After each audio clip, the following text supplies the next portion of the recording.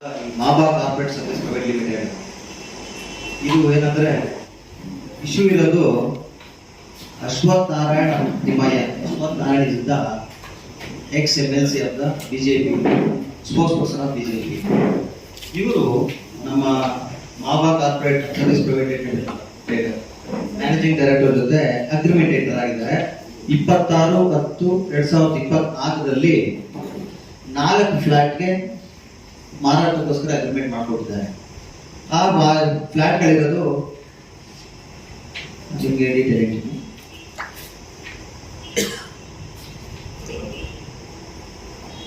Ramachandra village ಅಲ್ಲಿ ಇರೋದಂತ ಇದು. Ramachandra village ಅಂತ 4 ಫ್ಲಾಟ್ಗಳು. Flat number 313 it is third floor ಅಲ್ಲಿ ಇದೆ. 517 ಫಿಫ್ತ್ ಫ್ಲೋರ್ ಅಲ್ಲಿ ಇದೆ. 715 ಸೆವೆಂತ್ ಫ್ಲೋರ್ ಇದೆ. 713 ಸೆವೆಂತ್ ಫ್ಲೋರ್ ಇದೆ. ಈ 4 ಫ್ಲಾಟ್ಗಳಿಗೆ ಮಾಬಾ ಮ್ಯಾನೇಜಿಂಗ್ ಡೈರೆಕ್ಟರ್ ಜೊತೆ ಅಗ್ರಿಮೆಂಟ್ ಎಂಟರ್ ಆಗಿದ್ದಾರೆ. ಮೊದಲನೇದು ಹೇಳ್ತೀನಿ. ಮೊದಲನೇದು ಫ್ಲಾಟ್ ನಂಬರ್ 313 ಥರ್ಡ್ ಫ್ಲೋರ್ ಇದಕ್ಕೆ ಟೋಟಲ್ ಕನ್ಸಿಡರೇಷನ್ 30,25,000. ಅವ್ರು 20 ಲಕ್ಷ ಅಡ್ವಾನ್ಸ್ ತಗೊಂಡಿದ್ದಾರೆ. ಕನ್ಸಿಡರೇಷನ್ ಟೋಟಲ್ 20 ಲಕ್ಷದಲ್ಲಿ 4 ಫ್ಲಾಟ್ಗೆ 80 ಲಕ್ಷ ತಗೊಂಡಿದ್ದಾರೆ. ಇದರಲ್ಲಿ ಏನು ಇಶ್ಯೂ ಅಂತಂದ್ರೆ ಅವರು ಇಲ್ಲಿಗಲ್ ಆಗಿ ನಮ್ಮ ಮಾಬಾ ಕನ್ಸ್ಟ್ರಕ್ಷನ್ ಕಾರ್ಪೊರೇಟ್ ಸರ್ವಿಸ್ ಲಿಮಿಟೆಡ್ಗೂ ಅಗ್ರಿಮೆಂಟ್ ಮಾಡಿಕೊಟ್ಟಿದ್ದಾರೆ. ನಂತರ ಈ 4 ಫ್ಲಾಟ್ಗಳಲ್ಲಿ 3 ಫ್ಲಾಟ್ನ ಬೇರೆಯವ್ರಿಗೂ ಸೇಲ್ ಮಾಡಿದ್ದಾರೆ. ಇದು ಬಿಟ್ಟು ಈ ಅಗ್ರಿಮೆಂಟ್ ನ ವೈಲೇಷನ್ ಮಾಡಿ ಅವರು ಸೇಲ್ ಮಾಡಿರೋದು ಕಾನೂನು ಬಾಹಿರ ಮತ್ತು ಅವ್ರು ಇಲ್ಲಿಗಲಿ ಗೇನ್ ಮಾಡಬೇಕು ಅನ್ನೋ ಉದ್ದೇಶದಿಂದ ಮಾಡಿದ್ದಾರೆ. ಇದರಿಂದ ನಮಗೆ ನಮ್ಮ ಮಾಬಾ ಕನ್ಸ್ಟ್ರಕ್ಷನ್ MD ಅವರಿಗೆ ಅನಾನುಕೂಲ ಆಗಿ ಈ ಪ್ರೆಸ್ ಮೀಟ್ ಕರೆದಿದ್ದು ನಿಮಗೆ ಉದ್ದೇಶ ತಿಳಿಸ್ತಾ ಇದ್ದೀವಿ.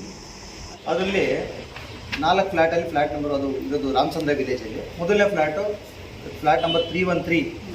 Flat number 313 in favour of Panduranga ಬನಾಪುರ್ಗೆ ಮಾಡ್ಕೊಟ್ಟಿದ್ದಾರೆ.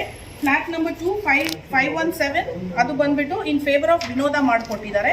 Flat number 507 in favour of Sandhya Venkataraj ಮಾಡ್ಕೊಟ್ಟಿದ್ದಾರೆ. ಫ್ಲಾಟ್ ನಂಬರ್ 4713 ಅದು ಬಂದ್ಬಿಟ್ಟು ನೋಟಿಸ್ ಇಶ್ಯೂ ಮಾಡಿದೀವಿ, ಬಿಕಾಸ್ ಅದು ನಮ್ಗೆ ಗಮನಕ್ಕೆ ಬಂದಿದೆ ಇದು ಬೇರೆಯವ್ರಿಗೆ ಮಾರಕ್ಕೆ ಇಟ್ಟಿದ್ದಾರೆ ಅಂತ. ಸೊ ಹಾಗಾಗಿ ಆ 4th ಫ್ಲಾಟ್ ನ 713ಗೆ ನಾವು ನೋಟಿಸ್ ಇಶ್ಯೂ ಮಾಡಿದೀವಿ. ಈಗ ನಿಮ್ಗೆ ಎಷ್ಟು ದುಡ್ಡು ವಾಪಸ್ ಕೊಡಬೇಕು ಅವರು? Totally 80 lakh 4 flat. 4 ಫ್ಲಾಟ್ಸ್ ಇಂದ 70 to 80 lakhs ಏನ್ ಹೇಳ್ತಾರೆ ಸರ್. ಅವ್ರ ಜೊತೆ ನಾವು ದಿನ ಮಾತಾಡ್ತಾನೆ ಇದ್ದೀವಿ. ಅವರು ನಮ್ಮ ಆಫೀಸಿಗೆ ಬಂದು ಮಾಬಾ ಕಾರ್ಪೊರೇಟ್ ಸರ್ವಿಸಸ್ ಬಂದು ದಿನ ಒಂದು ಹೇಳ್ತಾರೆ, ಲೈಕ್ ಇವತ್ತು ನಿಮ್ದು ಏನ್ ಕೊಟ್ಟಿದ್ದೀರಾ ದುಡ್ಡು ನಾವು ರಿಟರ್ನ್ ಮಾಡಕ್ ರೆಡಿ ಇದೀವಿ ಅಂತ ಹೇಳ್ತಾರೆ. ಬಟ್ ನಮ್ಗೆ ಒಂದು ನೋಟಿಸ್ ಇಶ್ಯೂ ಮಾಡಲ್ಲ. He goes ahead and does the absolute sale deed with all of the 3 persons of whoever I had just discussed previous to this. ಅವ್ರಿಗೆ ಡೈರೆಕ್ಟ್ ಆಗಿ ಅವ್ರು ಬಂದ್ಬಿಟ್ಟು ಅಬ್ಸಲ್ಯೂಟ್ ಸೇಲ್ ಡೀಡ್ ಮಾಡ್ಕೊಡ್ತಾರೆ. ನಮ್ ಗಮನಕ್ಕೊಂದು ತಂದಿ ಅವ್ರು ಮಾಡಿದ್ರೆ ಅದು ನಾವು ಓಕೆ ಅಂತ ಒಪ್ಕೋಬೋದಾಗಿತ್ತು. ಬಟ್ ನಮ್ ಗಮನಕ್ಕೆ ತಂದಿಲ್ಲ ಸರ್ ಅದನ್ನ. ಈಗ ಅವ್ರು ಯಾರು? ಅಶ್ವಥ್ ನಾರಾಯಣ ಅವ್ರು ಯಾರು? ಅಶ್ವಥ್ ನಾರಾಯಣ ಬಂದ್ಬಿಟ್ಟು he was a former MLC of the BJP and he was also a former spokesperson of the BJP. ಈಗ ಕೋರ್ಟ್ ಅಲ್ಲಿ ಆಗ್ತಾರೆ ಮೇಡಮ್ ಇದರ ಸರ್. ಇವಾಗ ಅವ್ರು ನಮ್ ಜೊತೆ ಚೆನ್ನಾಗಿ ಅವ್ರ ಜೊತೆ ನಮ್ದು ಒಳ್ಳೆ ಒಡನಾಟ ಇತ್ತು. ಸೊ ಹಾಗಾಗಿ ನಾವು we didn't want to go to the court and brush. Final chance ಕೊಡ್ಬೇಕಂತ ಇದ್ವಿ. So he was never considering what we were trying to convey to him. So ಹಾಗಾಗಿ ಇವತ್ತು ನಾವು ನ್ಯೂಸ್ ಪೇಪರ್ ಅಲ್ಲಿ ಇದ್ರ ಬಗ್ಗೆ ಪಬ್ಲಿಕ್ ನೋಟಿಸ್ ಇಶ್ಯೂ ಮಾಡಿದೀವಿ for all the absolute sale deeds that he has done and cheated our NBFC Maba Corporate Services Private Limited, and we want to take it seriously and we also want to approach the respective courts and law in context to this matter. ಅಂದ್ರೆ position ಗೆ ಅವರಿಗೆ ಹೋಗಲ್ಲ ಅಂತೀರಾ ನೀವು? Possession already ನಾವ್ ಇದ್ವಿ sir. ನಾವ್ ಯಾವಾಗ ಸೇಲ್ ಅಗ್ರಿಮೆಂಟ್ ಮಾಡ್ಕೊಂಡಿದ್ವಿ ಅವಾಗ್ಲಿಂದಾನು ನಾವು ಪೊಸಿಷನ್ ಯಾರ ಹತ್ರ ಐತಿ? ನಮ್ಮ ಹತ್ರನೇ ಪೊಸೆಷನ್ ಇದ್ದಿದ್ದು ಸರ್. ಈಗ ಯಾರ ಹತ್ರ ಇದೆ? ಇವಾಗ ಬಂದ್ಬಿಟ್ಟು ಅವರು ಇಲ್ಲಿಗಲ್ ಆಗಿ ಫ್ಲಾಟ್ ನ ಬೀಗಗಳನ್ನ ಹೊಡೆದಿ ಪೊಸೆಷನ್ ತಗೊಂಡು ಬೇರೆ ಅವ್ರಿಗೆ ಮಾರಾಟ ಮಾಡ್ಕೊಟ್ಟಿದ್ದಾರೆ.